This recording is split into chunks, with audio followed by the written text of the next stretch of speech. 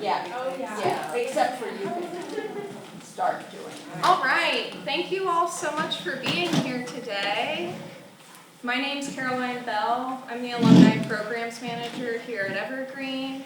And I got a phone call a few months ago from an alum who said that they were getting a reunion together out here in July and that they'd like to come to campus and share some of their work with our community. So I'm really excited to present Wolves on the Early Greeners Reunite after 50 years to revisit potential for reintroduction, featuring Peter Dratch, class of 1975, Brenda Johnson, class of 1975, Cindy Swanberg, class of 1976, Linda Lay, class of 1977, Rennie Selkirk, class of 1977, and Diane Morgan, who is a non-degreed alum and graduated from Reed College in 1978. So they have come to Evergreen today to share their work with you that they did as students, and I'm going to hand this over to Cindy. Thank you.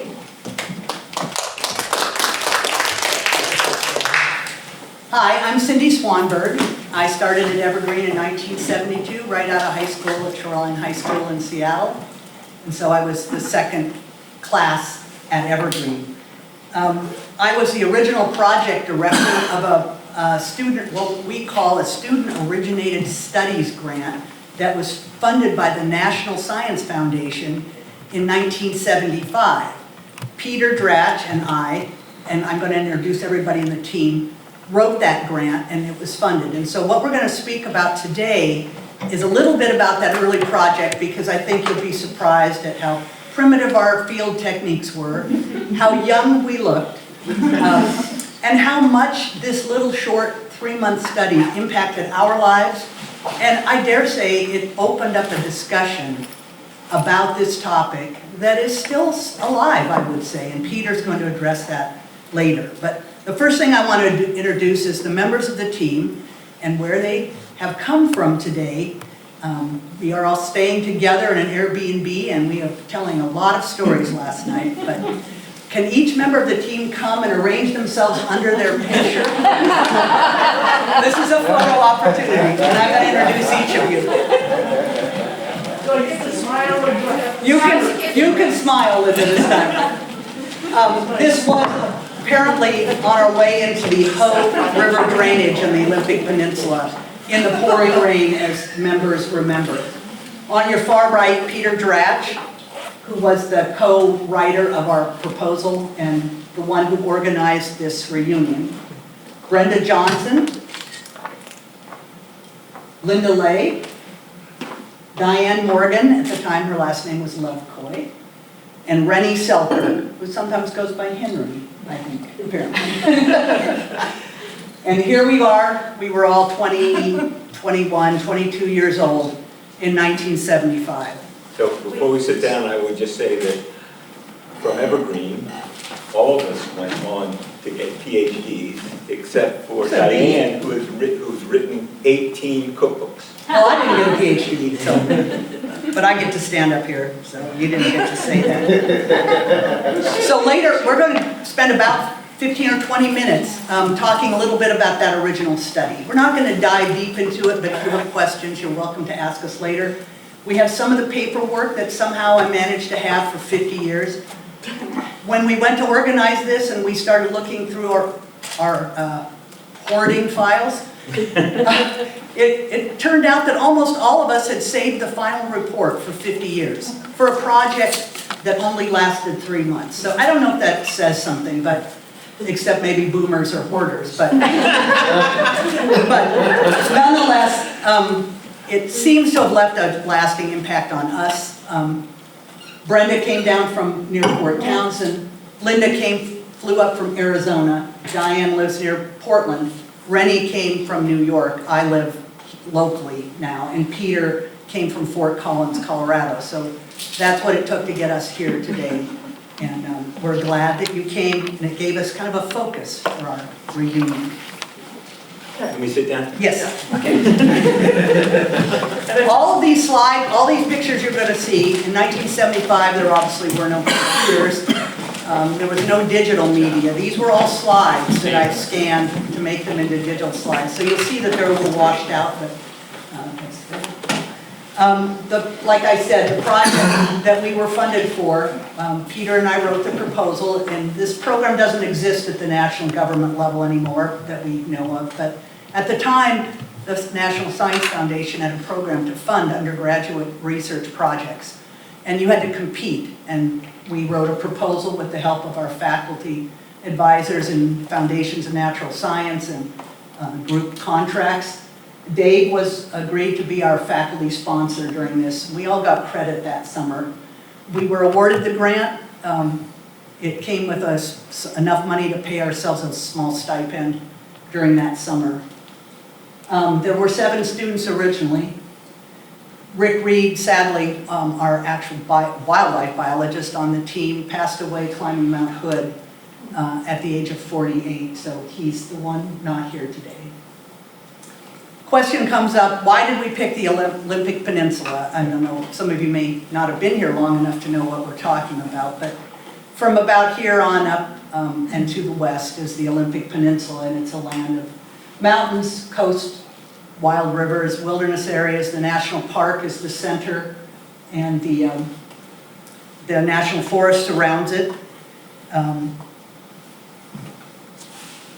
We did enough research early on to understand that there had been wolves on the Olympic Peninsula, as there were wolves in almost all of the northern part of the United States, with the exception of some of the desert areas.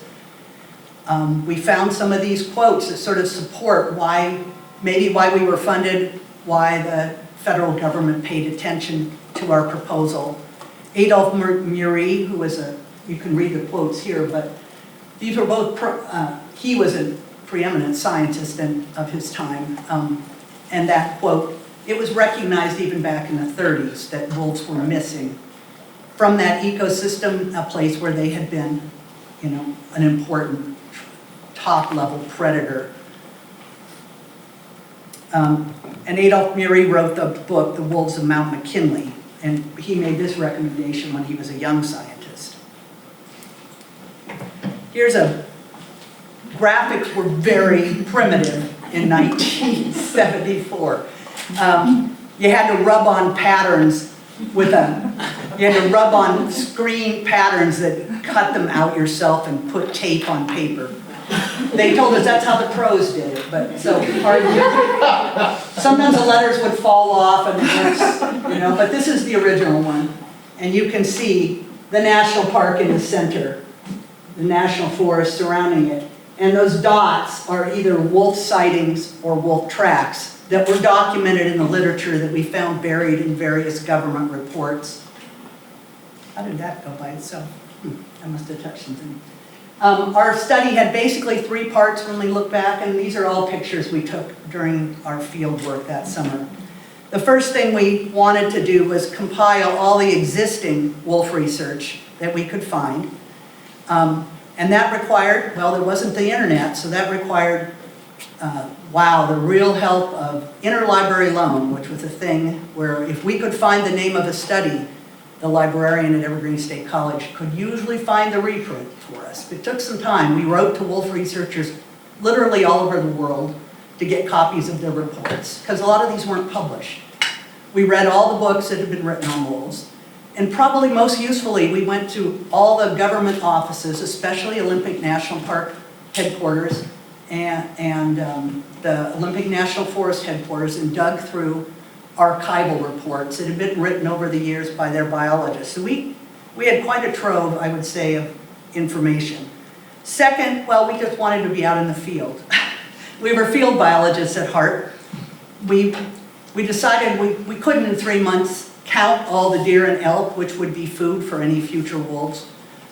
And there had been estimates done, but we wanted to test an established population census method, uses groups of animal droppings, sounds weird, but elk and deer pretty much poop in a pile, so you can count them. And it hadn't been tested really in the Olympics, a place that rains a lot. And the Olympic National Park and Forest had just recently established a lot of wilderness, and we felt this was just the beginning of people thinking about low-impact recreation. We'll show you a picture soon of what camping looked like in those days and backpacking. So we wanted to see how test that pellet group census technique in the Olympics and see if it would potentially work on a longer-term study. And third, we were going to craft a computer simulation of the suitability and the likelihood of what a wolf reintroduction might look like in its first 10 years if it did happen. Computers were, well, you'll see, a little primitive. So we started with this first part of the data collection, and this is Brenda. I don't think she's having as much fun as it looks. Oh, yes, I was. Our only tool was a electric typewriter called a Selectric, weighed about 100 pounds. The university let us use these expensive things. Hanging around her neck is her prized rapidograph pen used for all fine field biologists, that were waterproof pens that we all had hanging around their neck. Some of the reports that were sent to us to do our research from all over the country and the world. Again, we got a lot of information from the Washington Department of Fish and Wildlife. In those days, it was called the Department of Game, the State Game Department, and the National Park Service, so we thank them. We packed this field work required us to backpack in 3 different drainages in the Olympic Peninsula. And because it was low impact, we carried everything on our backs. Thank God we were only 21. Rennie, I'm surprised he can still walk. This is Rennie on the left. These are the stakes we put in to mark our field locations. And we probably spent a total of the group about 30 days of the 3-month period in the backcountry of Olympic National Park. Again, we packed in, this is the Hoe, packing into the Hoe, which is a lowland valley.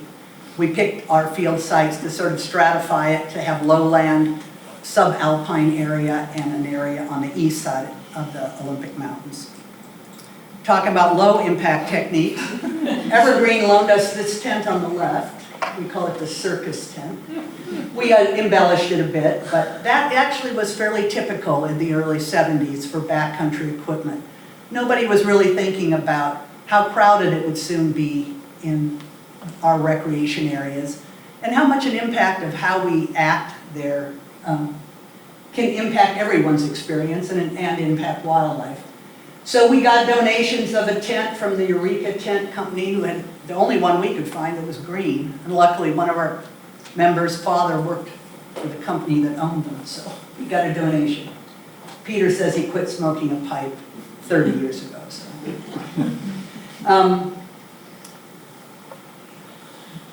If you notice our boots, all the hiking boots were made out of leather. They weighed about 10 pounds, it felt like. You could only waterproof them by rubbing goop into them.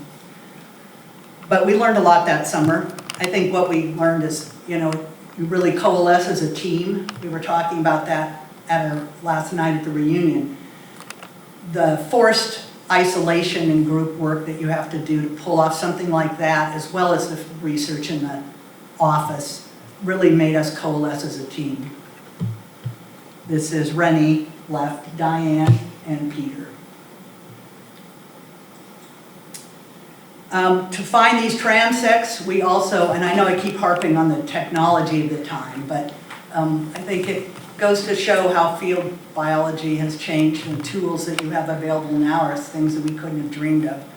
There was no GPS, no cell phone, so to find a location that you would establish randomly in the woods required that we used compasses. Those are things, you know what compasses are? Those are things that tell you the direction, real fine compasses that were very precise.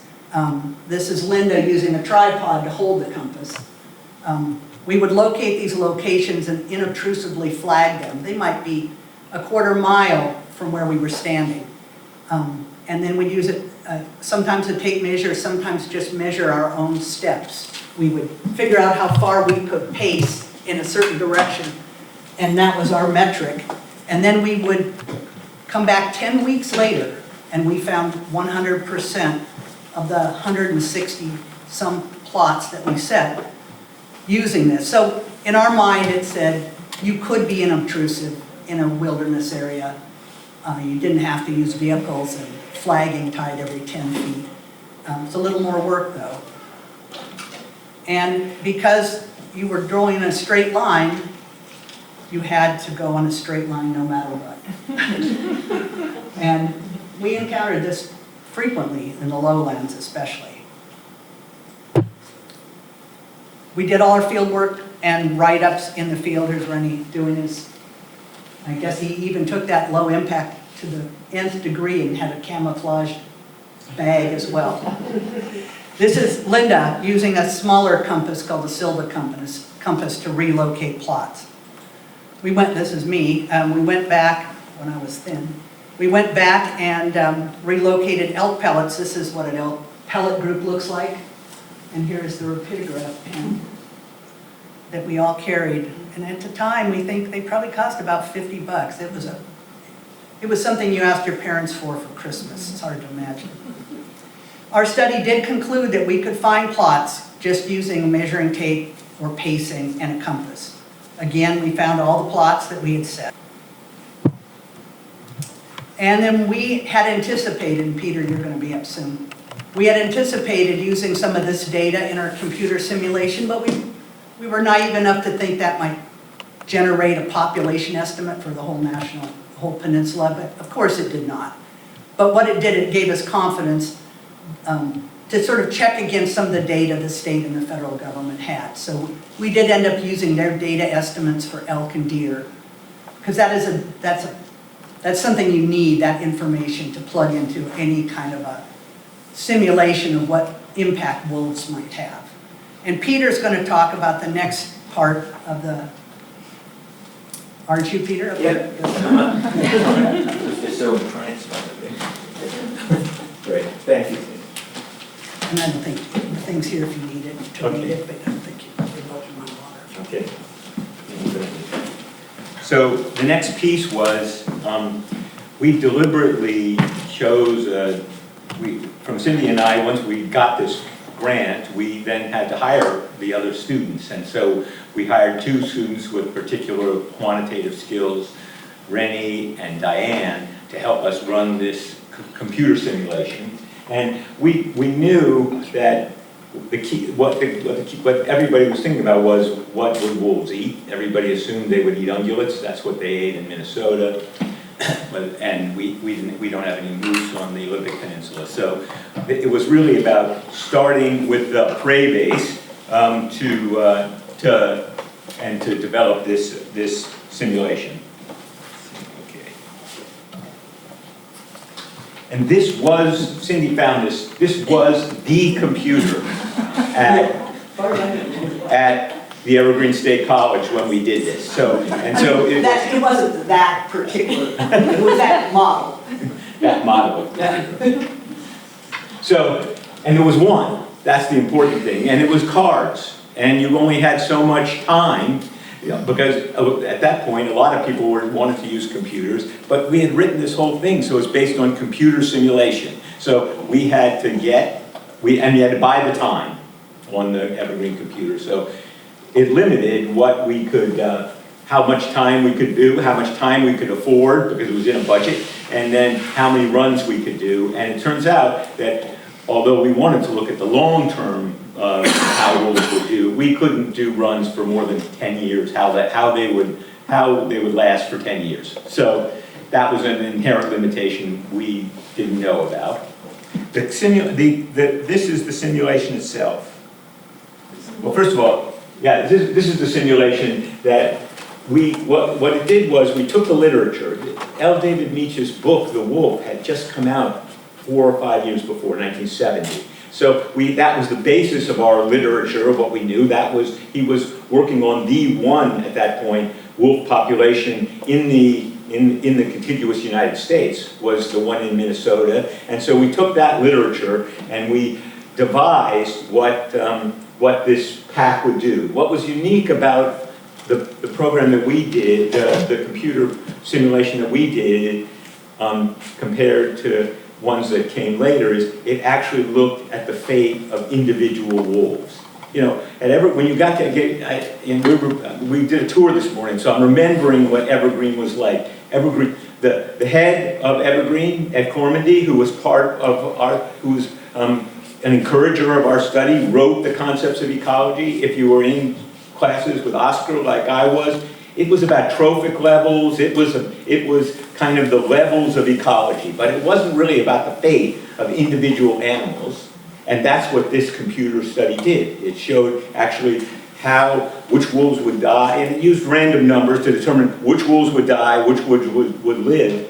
And it turns out that really was important because it led to looking at the fate of individual wolves, which led to the ultimate narrative as we began to approach wolf reintroductions, that the people who loved wolves and hated wolves liked packs, which they named, and individual wolves. So our simulation kind of foreshadowed that notion that it wasn't wolves in general as the top trophic predators. It was the Copper Creek pack, and it was this other pack. It was packs which people, 20 years later, when wolves were reintroduced to Idaho and to Yellowstone, people followed those individual packs. That's what this computer simulation did.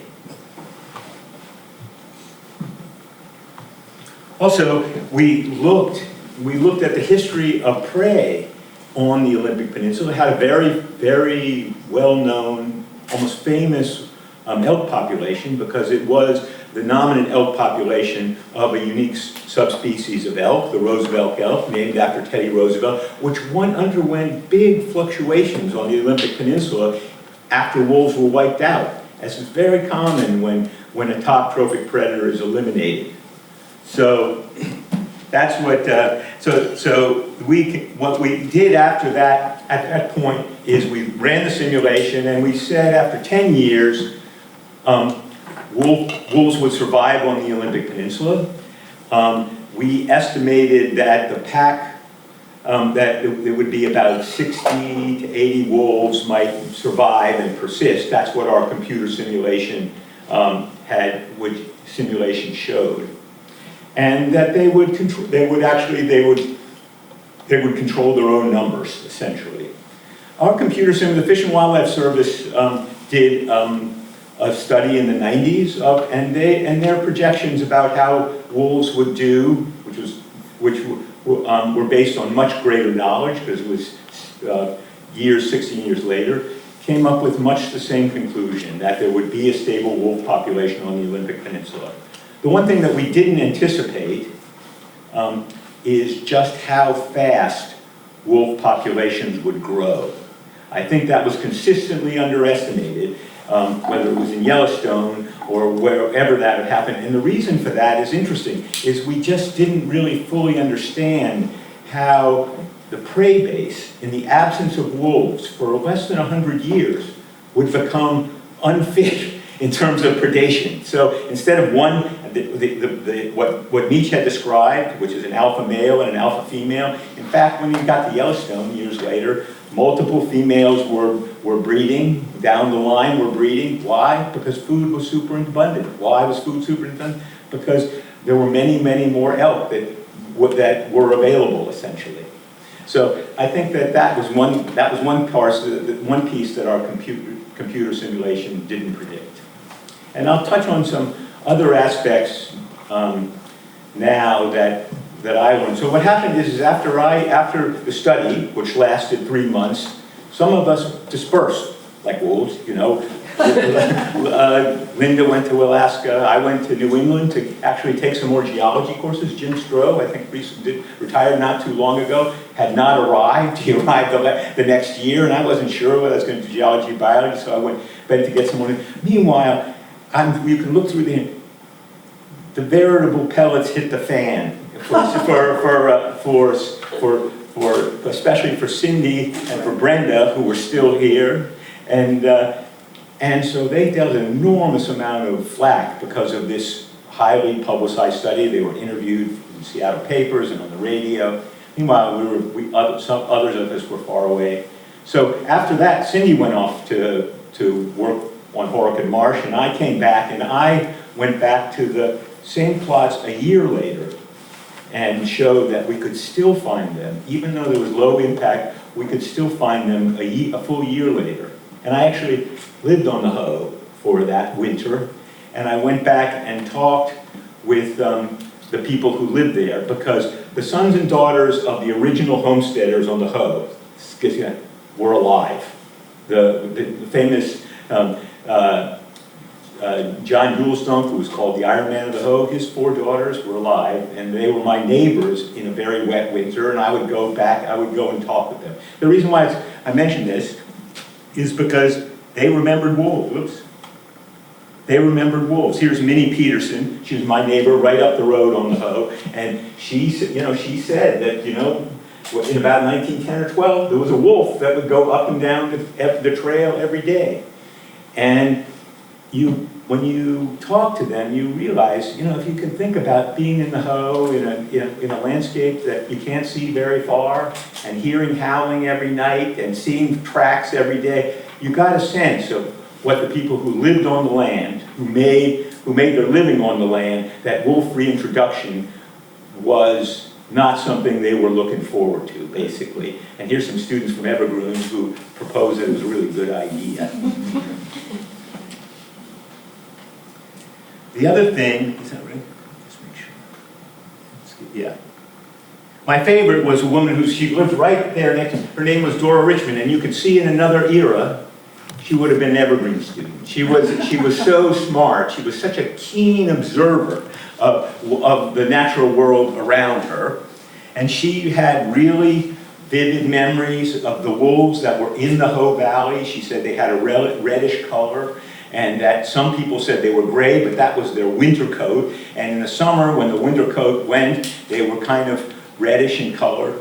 And she vividly remembered a day when they raised sheep, and over 2 nights, 22 sheep disappeared. And her father, this is the famous Iron Man of the Hoe, put out strychnine, and those wolves, they found the carcasses the next day, and the wolves were gone.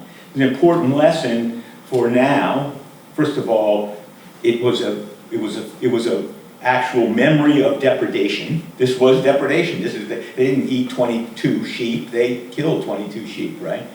And now when wolves now that there are literally over 2,000 wolves in the West, many in the eastern part of this state, depredation is a really big issue. The second important thing is that what wiped out the wolves, it's important to realize that it was strychnine, which is a slow-acting poison that kills 2 generations at once, because the way that wolves feed their young, if you put out strychnine when they're pups and dens, you kill both the parent, the feeder, and the pups. And that's what wiped out the wolves, is people putting out poisons.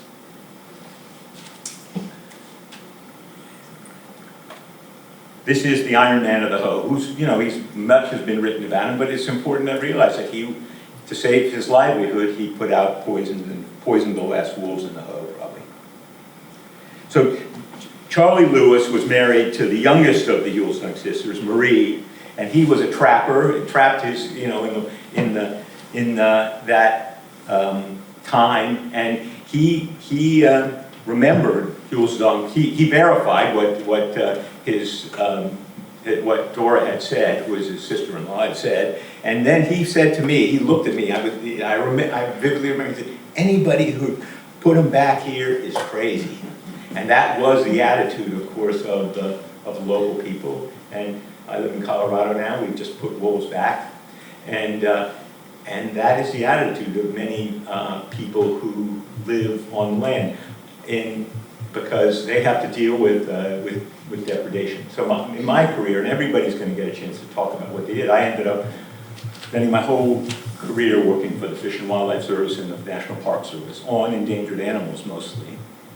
And it was these memories of the people who had actually lived with wolves that have always tempered my attitude when you do something like this. Because, for example, in Colorado, in most places in the West, wolves, after the original introduction in Yellowstone and Idaho, the wolves gradually, by expanding their territories, have moved into Washington, have moved into Oregon, have moved in now even to California, but it's by their own movements. What controlled wolves in Yellowstone was, after the population expanded rapidly to over 200 wolves, the wolves began, most of the deaths were by fighting between packs.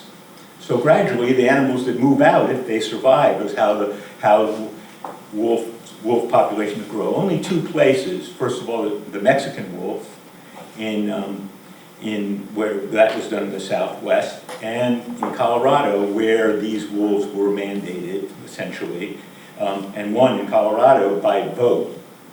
And so that that has meant that that wolves in those places have, the government can control them. So we have over 2,400 wolves now in the wild in 7 western states.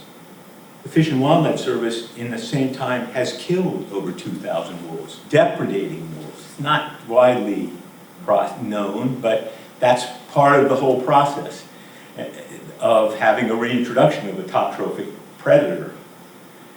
When we were doing this study, there wasn't even a field now which was called Human Dimensions of Wildlife Management. Now every major wildlife agency has somebody who does the sociology of wildlife movement, and that's the part that we are still in the earliest stages of understanding, how to manage people's expectations. So I think I'm about done.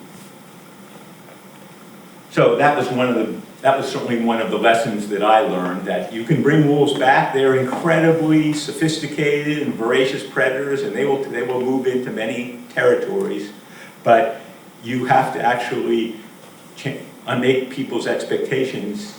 You have to change the expectations of them. When I was finishing, when we were part of the wolf study, I would actually go down to the game department because I had a lot of biology, but I didn't have a lot of wildlife management. I remember Zeke Parsons, who was the head of big game management in the game department, saying to me, "You guys will be successful if wolves become a game animal that people can actually go out and shoot." And I would just shake my head and say, "This guy will never get." And of course, Zeke was, in some ways, I've come to think that he was right. In other words, because we're controlling wolves. The government's shooting them instead of making them a game animal, except in some places like Montana and Idaho now. But that understanding that people are a key part of the equation. So that was one of my lessons learned. And I'll just finish by saying this, the wolf study, this 1975 study, it's not like, even though it was not published in a scientific journal and it just got kind of moved around, it's still known. I called Eric Odell, who's the person in Colorado who's responsible for the wolf, and he's the coordinator of the wolf introduction, and to ask him how things were going. The state of Colorado's had to shoot its first depredating wolf about 3 weeks ago, and he knew the study. All these 50 years later, he knew the study. So I'm going to give up the mic, and have somebody else come up with what they want.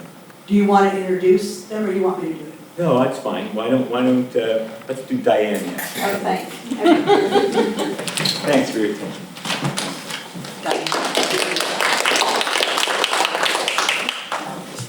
Okay. Peter.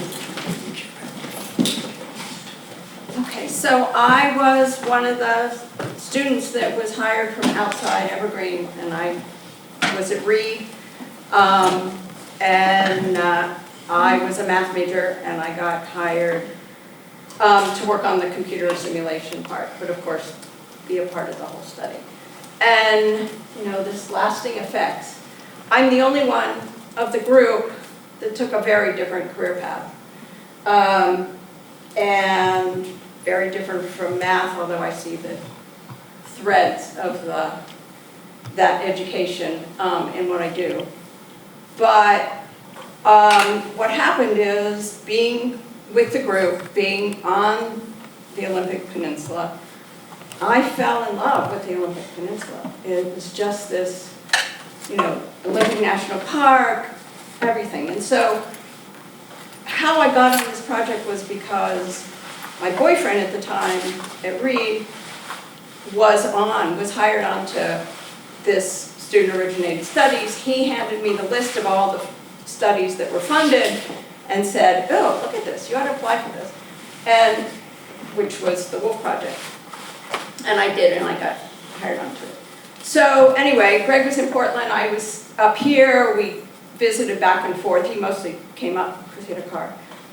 And for his 20th birthday, I took him to this restaurant in Port Townsend, Washington called the Farmhouse, which was this very boutique restaurant with the owners, this couple. He was a professor of theater, set design at the University of Washington, and this was his retirement project. And he was a colleague and friend of James Beard. And Beard is the one who said to him, John, you got to open a restaurant, you look good. So anyway, Greg and I eat at this restaurant, and this is, end of July of '75. And we look at each other, and it's like on the Straits of Juan de Fuca, overlooking the bluff. I'm like, oh my God, we have to get a job here next summer. Like, as you do in that era of your life where you just think anything is possible.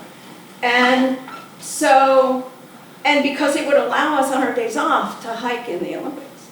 So anyway, we went up there again, and we met with John Conway. And he ended up hiring both of us for the next summer to work in the kitchen with him. Now, neither of us had much kitchen experience, but I grew up in Pittsburgh, and I'm convinced the reason we got hired is because John grew up in Pittsburgh, had not been back in 50 years, and wanted to find out what had happened to Pittsburgh in the 50 years since he had left. And he and Beard were at Carnegie Mellon together. They were at, what was then Carnegie Tech. And so anyway, we were hired, and I worked there 3 summers, 76, 77, and 79. And after the first summer, I'm supposed to be working on, and at Reed you did an undergraduate thesis, and I'm supposed to be working on my math thesis, and all I was doing was reading cookbooks. And Greg is like, did it ever occur to you that maybe you don't want to do something with your math degree? Like, I thought I was going to go into grad school in economics or go to architecture school. And it scared me because it was like so out of the box. So anyway, Greg was in Chicago. He was at the University of Chicago getting a PhD in mathematics. And we got married, moved there, and I started working in culinary. And I worked in a restaurant, I worked for a caterer, and I ended up, so John Conway was my first mentor. 3 summers with him, he was my first mentor. And he said to me when we moved to Chicago, oh, you've got to meet Bev Bennett, who was the food editor of Chicago Tribune. And so I met her, and she said, oh, you need to meet Alma Locke, who's the Dan of cooking in Chicago. So I met Alma, whose husband happened to be a chaired professor at the University of Chicago. And Alma and I got along really well. And she had the cooking school in Chicago. And I became her assistant for 5 years. So she was my second mentor. And then we ended up moving to Portland. And I actually went back to Reed. I worked in the alumni office for a year. And I was teaching cooking classes, and cooking classes led to writing. And I started writing articles, and then the 5 of us who were teachers at this cooking school wrote a cookbook, and then we wrote another one. And then of the 5, I'm the only one that just kept going. So my career has been as a cookbook author. But what ties it so back is there's 3 books that I wrote that kind of bring me back to all of this, which is, I wrote 2 books on salmon, and I was determined to really get the reader not only to cook salmon, but to understand the salmon story. and all the ecology and the biology of why we have decimated the Atlantic populations of salmon.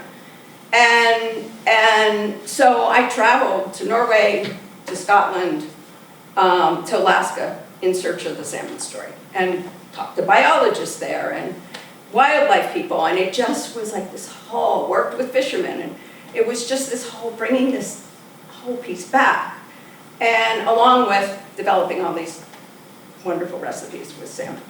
And the other book I wrote that really ties me back to this is, at some point I decided there was so little known, because I shop at the farmer's market every weekend. And in the winter, you know, you're seeing hardy greens, but you're seeing all these root vegetables. And like, no one knows about root vegetables. It's so hard to like find out all of like the whole family of root vegetables. And so I wrote this book called Roots, and I got all these botany books, and I'm trying to understand the difference between tubers and roots, so I ended up writing this very definitive book on root vegetables, and it just completely ties back to this, and all this love of what we did and what I learned, and so it kind of made a very sensible career for myself that's in culinary. Exciting. Yeah. Do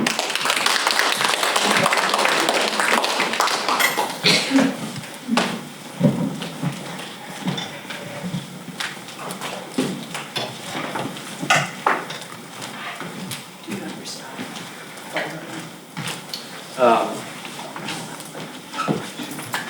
Well, first of all, I want to say that I feel I've been blessed to have been, had the opportunities I've had over the last 50 years, going back to the wolf study.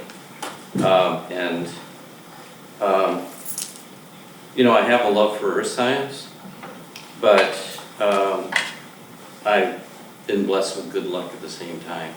And the first step was getting hired by Peter and Cindy to join the wolf study. That kind of got the ball rolling in some sense.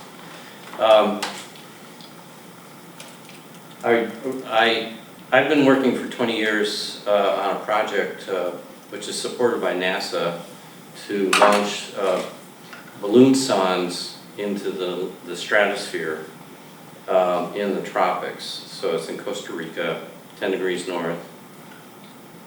And this is really important stuff in a very narrow sense of confirming and validating satellite measurements of water vapor in particular, which is not only a key greenhouse gas and with outsized importance, you might say, in the radiative forcing of the Earth's radiation balance, but it also we used to validate the satellite measurements that are made of it.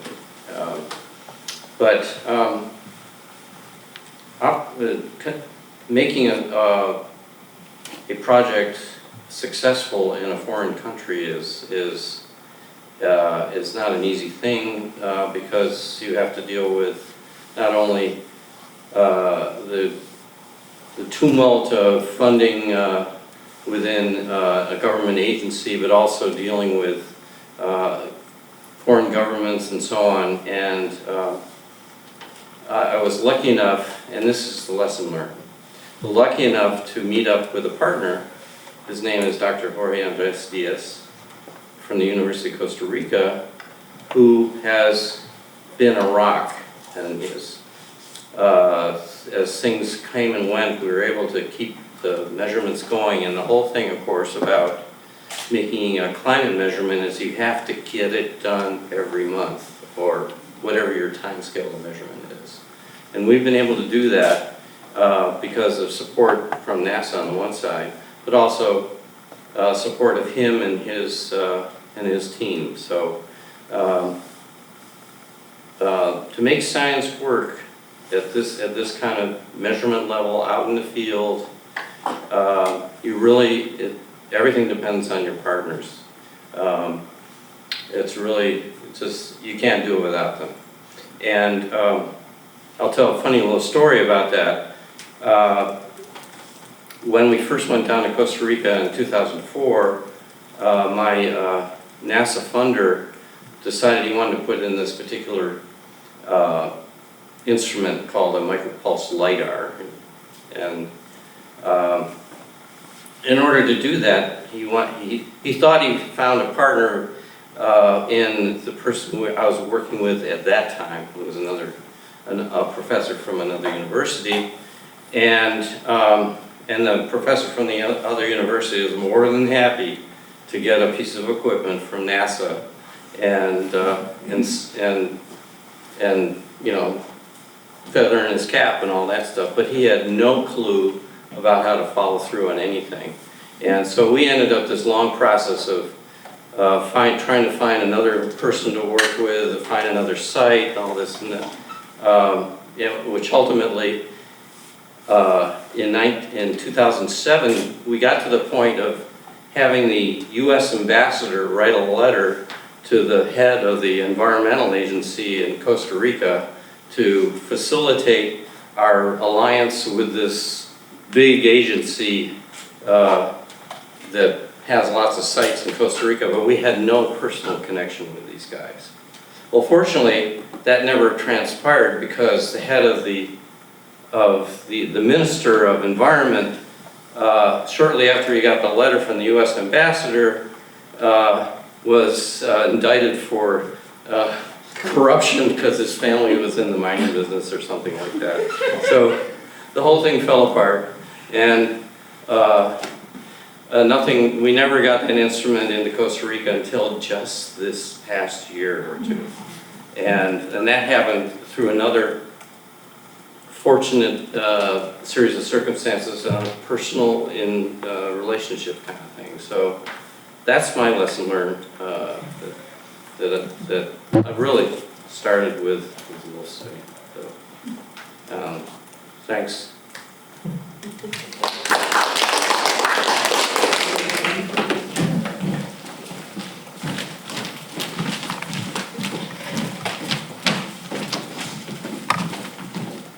Some of the lessons I learned that summer included the advice of not using DEET too much if you're using plastic pens and putting on Band-Aids, because DEET will dissolve anything that it touches. So we waded through vine maple and heavy rainstorms and really battled the environment to do the work that Cindy and Peter described. And we all learned a ton about how to do field work in a really inhospitable environment, I would say. Some of the lasting effects for me include the value of science. I was always really proud that we conducted this study in a really rigorous kind of way. And even if the computer modeling, its simulations were primitive at the time, I think we all felt really, really confident in the results. And for me, down the line of the rest of my career, it just meant that whenever I was faced with having to use the scientific method, it was worth it in the end, no matter what kind of controversy you might be faced with. My career involved endangered species controversies from the moment I stopped working on this project until, well, continuing into the present. I'm a retired person who deals with environmental issues up in the Port Townsend area. We're watching the cougar populations in the Olympics prosper, and we're wondering how the movement of wolves into that environment might affect that top predator, and vice versa. So that's what it has meant to me.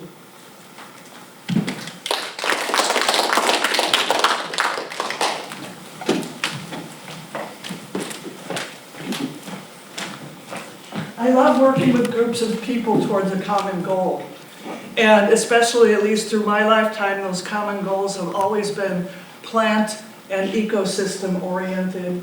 trying to understand how the earth works. That's kind of a big thing, how the earth works. Why was I interested in the Wolf Project? Peter Dratch, without him, I would not be here. I met him in Washington, D.C. We were both presenting the results of SLS, Student Integrated Studies Project. Mine was in Ohio, restoring the tallgrass prairie, and his was from Evergreen. And I said, Peter, I've taken every botany class I can possibly take at the University of Wisconsin, including all of the graduates. I'm never going to graduate. I don't want to take all that other junk they want me to take. I don't know what to do. And he said, well, I got to school for you. So they got me to Evergreen. I applied for the Wolf Project, and I was so fortunate to be able to work with these outstanding individuals. It's a group of people with a common goal, and the goal that I really loved.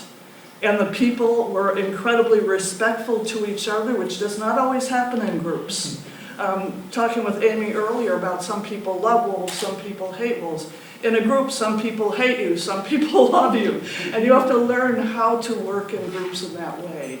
For me, that was a huge lesson from the Wolf Project, is how did these hopeful young people do this project out in this impossible ecosystem, walking over huge, enormous trees and through the vine maple.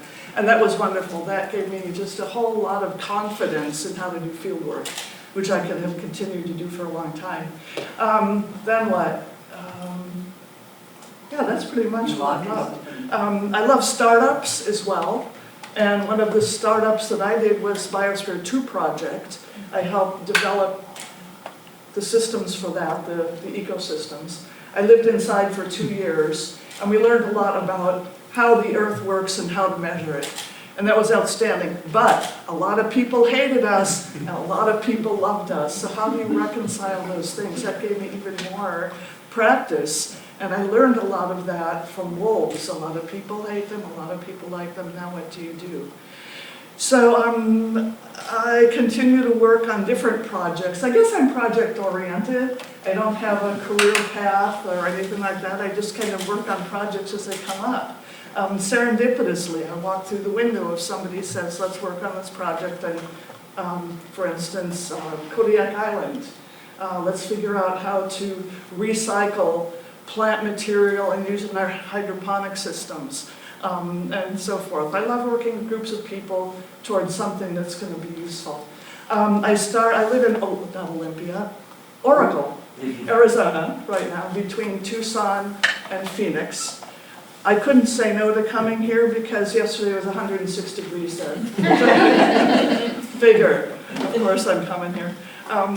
Plus all these lovely people that I got to work with. And I can't stress enough how groups of people work and how important that is to me in my life. And always practicing to understand, listening what they say, respecting what they say. And Cindy and Peter, the two of you are the greatest team for that. And they kind of butting heads, but always hearing each other, I know. It was really great. So I guess that's a lot of what I learned. I've now created a community learning garden in Oracle, right down the road from Biosphere 2, where I help out a little bit on this and that. And we have a really wonderful, wonderful community learning garden there now. But that also, I've gotten passionate about compost. What can I say? So I'm the compost curator for the whole town of Oracle of 4,400 people. And my wish is that they will all want to compost rather than feeding all their food scraps to wildlife, that they'll feed it to the microbes and use it back in the garden. So that's my life, and that's how this beautiful project and the wonderful people in it affected it.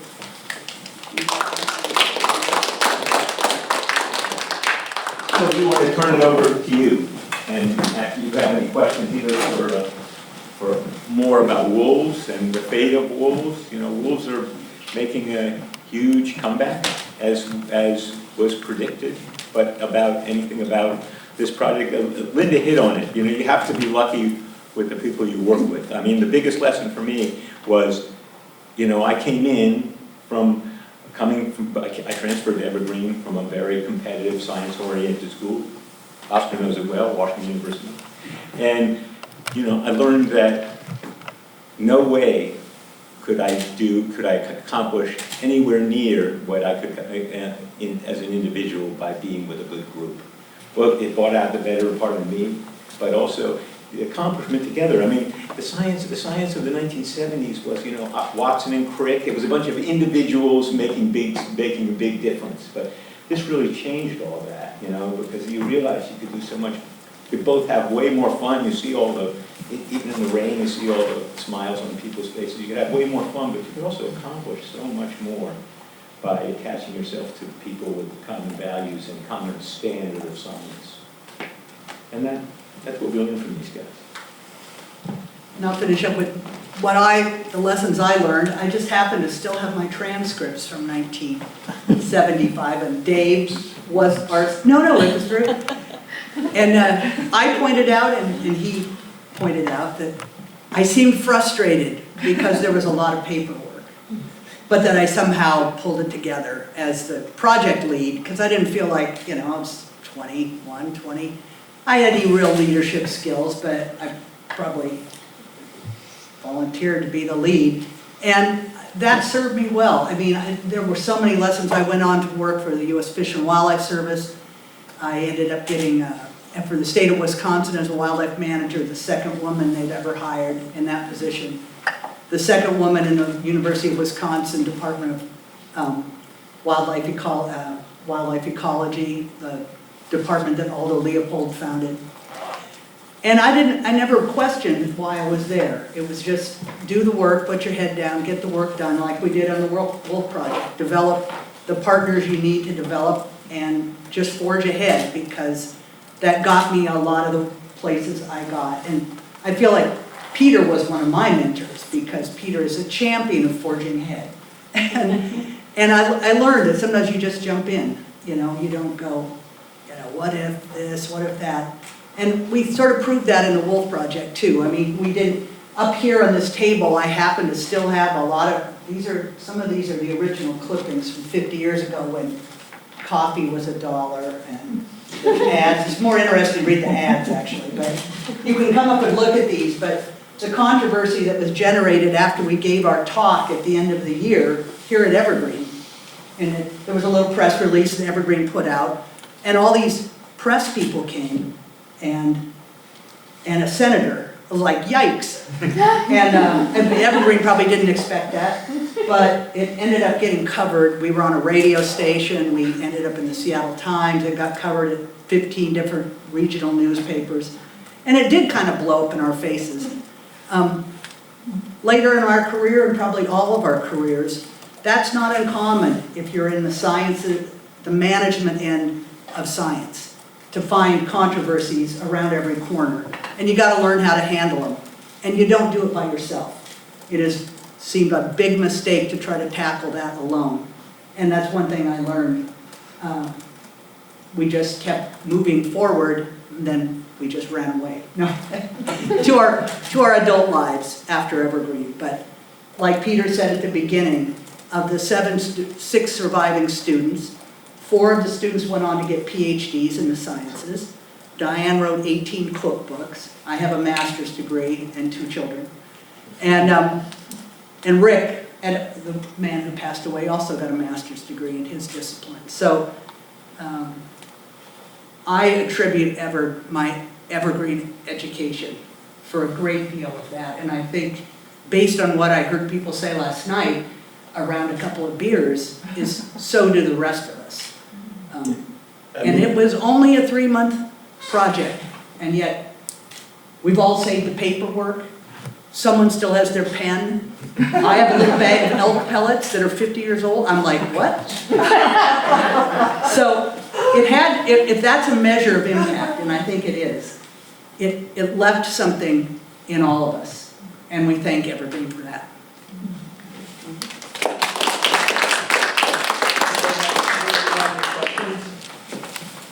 I'd like to hear you all speak a little bit more to the controversy that you ran into after your program or your work came out.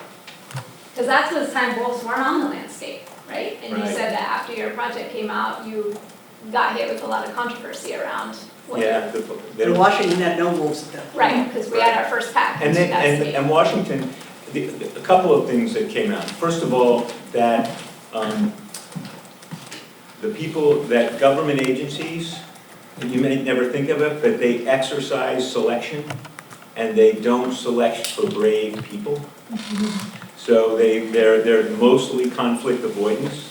We made the case that the Olympic Peninsula was the perfect place to actually run a wolf reintroduction experiment. Surrounded on, not only was it surrounded on 3 sides, but especially on the west end of it, which was most, it was surrounded by bandits essentially too. So in fact, if wolves did come out, as has happened everywhere where wolves have been reintroduced, they would very likely be silently controlled. What does that mean? That means it would be constant selection for the wolves that were fearful of humans. And that would keep pushing them into the forest and into the park, where they would become adept at preying on their natural pet prey, black-tailed deer and elk. So it was the ideal place to run an experiment. And yet, It still is, probably. it still is the place to run this experiment, because the experiment is really about how you deal with human behavior and wolf behavior, both voracious predators of the kind, but the state realized that probably sooner or later the wolves would walk in, and so rather than actually do active wildlife management and do the public education associated with it, use the 10J rule, which is the Fish and Wildlife Service rule that says, we'll let you bring an endangered species in here. When you run into conflicts, you have to rationally approach how you exercise control. Wolves, we're still getting around the fact that, as I said, the Fish and Wildlife Service has killed as many wolves as are now in the West, but quietly, not acknowledging the fact that they're being the top trophic predator on top of the predator that they reintroduced. We haven't made that complicated case to the public and given them credit for understanding this is the way it is. We're losing our wildlife, not in abundance, not in population, but in that wildlife used to be 2 words, wildlife, and we're losing it because we're losing the wildness. I mean, they're here, right out there, and they're walking through Ashland, Oregon, and other places. That wild attribute that makes them magnificent is being largely lost because we haven't figured out how to live with the top trophic predators, whether they be coursers or stalkers, that actually make those animals, that over millennia made those animals wild. I think the other thing we really haven't mentioned is that I think that as we listen more to the native people who have lived with predators for millennia, the Hoh and the Quileute and all of those people, they live with those people. Their wildness is real. It comes out in their stories, how smart wildlife are, how all of the way that comes out. And our study it was 50 years ago. It's in those interim 50 years, and I walk through Evergreen, and I see that hearing those voices has become so much more prominent at the college, and it makes me feel great. Was not a part of my education here. So I think that's a big piece of it, that we brought back the wildlife, but we really haven't brought the public adequately along to understand what that really entails.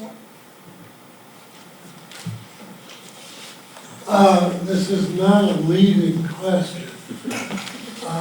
Is there anything, as you look back, that you would do differently in this project? Yeah. Because it seems, in retrospect, that things have turned out as well as they could, but is there anything you would do differently? I don't know, as I look back, and I hadn't picked this up for years, but Peter called me 6 months ago with this idea.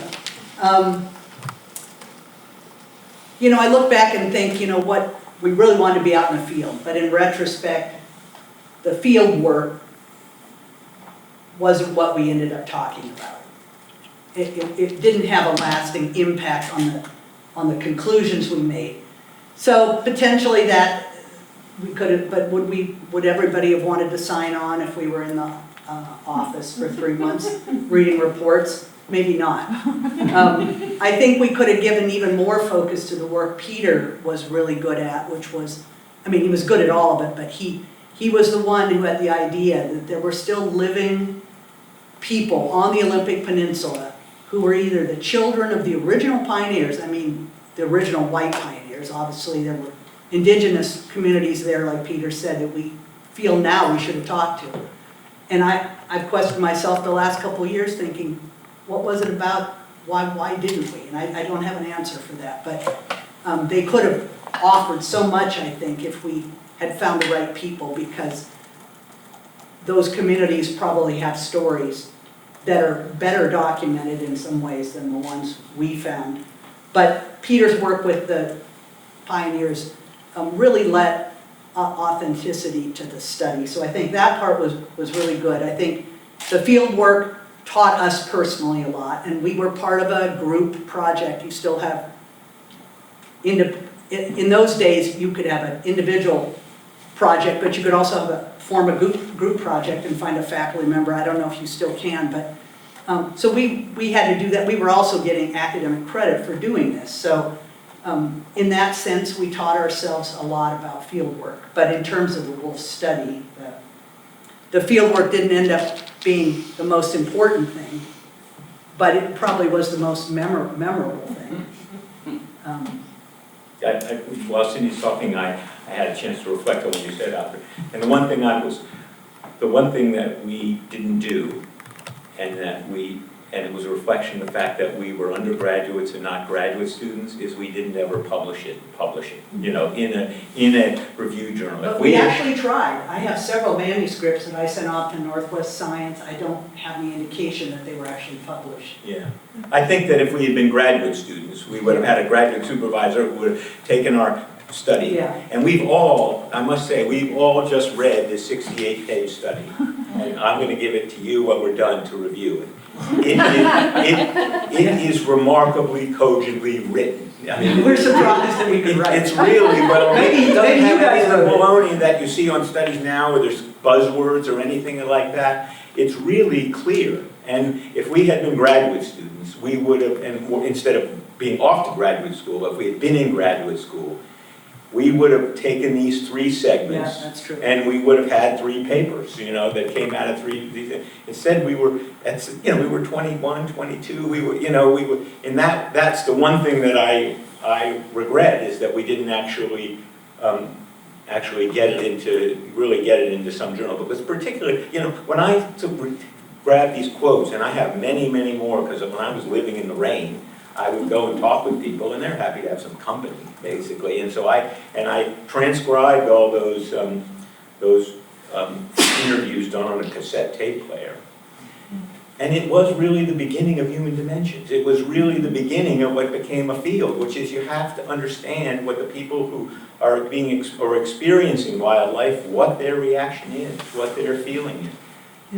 I was with the National Park Service. We hired our first PhD in Human Dimensions in the department that I was part of. It's now a whole field and it's a recognition that if the people and their reactions aren't a key piece of the equation, then you will fail. And I'll add one more thing to his one more thing. We did kind of continue it after we got a grant from the Black Hills Audubon, a couple of us, to do a public relations end of this, and we put a slide tray together with a tape narration and a script, and made copies of it and sent it around the Olympic Peninsula, and we gave a campfire talk in the Olympic National Park. But I think for projects like this that may actually have a life after their short-term completion date is over, if there had been a group identified to follow us, there were a few interested students, but we never tried. You know how young people are. We got to go off to our next, our graduate school or our next summer job. There just isn't time in the day. But if there had been a core of students at Evergreen, I didn't think to form one. But it might have continued to get some traction. And it's not that some state and federal agency people haven't talked about it over the years, because they certainly have. None of us lived here in the state to sort of be part of that. But there have been, and there still are, advocates for this position of wolf reintroduction in Washington. So there was just a big blank there during those years. I have a question. So in, 2019, I had the privilege of seeing the wolves in Yellowstone and going on a wolf tour. And I saw several packs of wolves. I saw wolf puppies.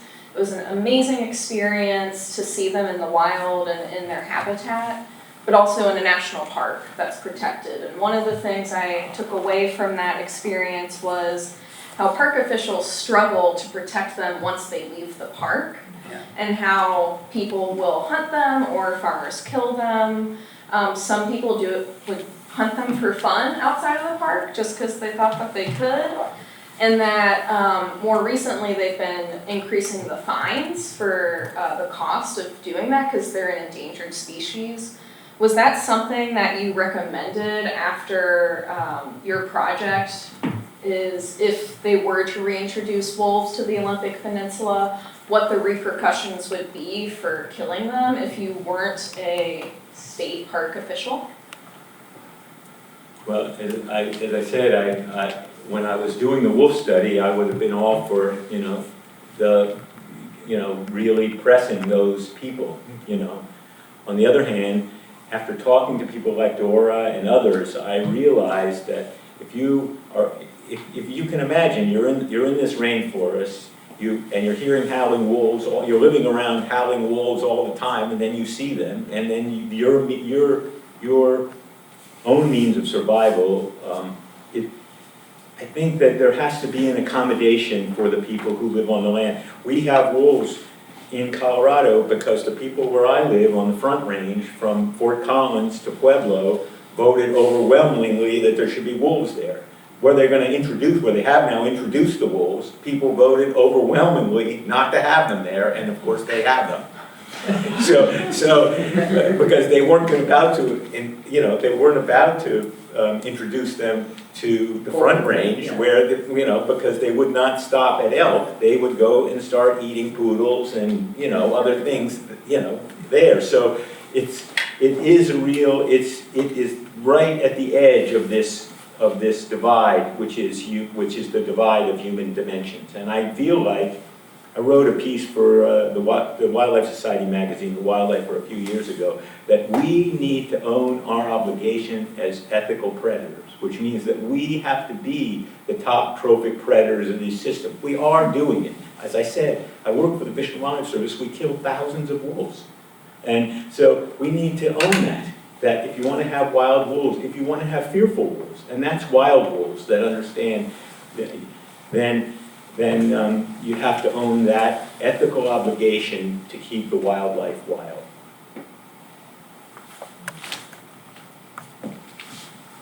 That's John, right? Yes, I was just going to comment. This is John Calvokidis, who's an SOS guy the same summer as us. Well, I mean, that's why I love hearing your stories, not just about the research, but about the personal dynamics, in your group and how it changed your lives. I just wanted to say more than anything that to others of us that were there, working, you guys were rock stars, you were inspiration. And you had an SOS project the same summer, right? Yes. Yes. Evergreen had 3 SOS projects that summer, and that press release from Evergreen that I have up here says that was the most of any college in the United States. Was Bob Dennison one of Yeah, he was the summer before, and that's how I learned about him. Bob and I worked on that nitrogen fixation one with you. Yeah. So thank you guys for doing it. It's inspiring to see you guys here and hear your stories, and so thank you. It was, I think it made us, it added a whole other dimension. As I said, it really changed the kind of science I would say. The other thing that I didn't say as I was bragging on the credentials of everybody is almost everybody ended up being an applied scientist, ended up being the very people that have been fired in the last 6 months. They are my peers, essentially. They're our peer group. And it's no accident. My first job, I didn't mention, my first job, major job with the Fish and Wildlife Service, I had a USGS job, but I was one of the scientists who helped to start up the Fish and Wildlife Service forensics lab in Ashland, Oregon. And I appeared as an expert witness in criminal cases all over the country. And you learned how, the first thing you learned is how to tell a complicated story, which is DNA these are early days of DNA fingerprint, how to tell that story so a judge or a jury could get it. And sometimes a defense attorney would think that was the only level you understood it, and so they'd ask you some stupid question, you know, implying that you didn't know, and then you just downshift and nail them, you know, you just really, you don't Pull out the PhD. You know, they don't give away those advanced degrees at Edinburgh. So that whole understanding the whole way we do science, the whole way we do commercial science is based on this appreciation of experts on both sides of a question. And we have something, we had it until a year and a half ago, called Chevron deference, which says that the agency, that the expert in a government agency is to be deferred to unless there's absolute proof that they're wrong. And what it means is that industry knows that those experts must be listened to. Well, the court just threw out Chevron deference 18 months ago. The implications for industry are enormous. It means that this understanding that quality science, done by civil servants largely, is the state of the science. And it's up to the government to hire people of that level. It's up to them to keep up with the scientific standard. But it's what Linda and Brenda were implying, that this is, and that we all end up doing that level of applied science. Not one of us became, well, you know, we all have done some lecturing and stuff, but none of us became academics. We all actually did what I would call science in the public interest. I think some of that came from Evergreen, that you, in fact, these educations are things to serve the public good. And it makes me think just the credit to Evergreen faculty that I think inspired all of us. So Yeah, thank you, for sure. guys. Yeah. Thank you. Yeah, these were two of our faculty sponsors. We also worked with, I think all of us collectively, Jeff Kelly, Larry Eichstad, Ed Cormandy, throw out some other names, you guys. Yeah. Steve Herman. Mike These are people you might have heard of, but they were there in those days. Yeah, I mean, Mike Bugan, he's still around, I think. Yeah. Mushroom Man. Any other questions, or we talk this out? There's some, we're not leaving, there's some Goodies out there. There's some goodies out there. So you can look at this stuff, don't take it, because I saved it for 50 years. So. I'm not going to save it for 50 more years, but I might organize it. And you know, when we first came to this idea with Abby and Caroline, I didn't know even how to approach it. I wrote to my advisor at that time, who's still a close friend, Rob Knapp, and said, so I have this cockamamie idea, how do I approach? And he said, you have to talk to Abby Kelso. And Abby then put us in touch with Caroline, and they have just been the most wonderful hosts. So we're very grateful to Evergreen for the time they showed us. Thank you. Great, thank you, Peter and Cindy. I really appreciate you and the gang for coming up here to Evergreen and giving this presentation today. We have a reception out here outside, so please stick around. Get to know one another, ask any burning questions you didn't want to in front of everyone, and enjoy some snacks and beverages, and take some time to look at this awesome archival work up here. So thank you all again for being here today.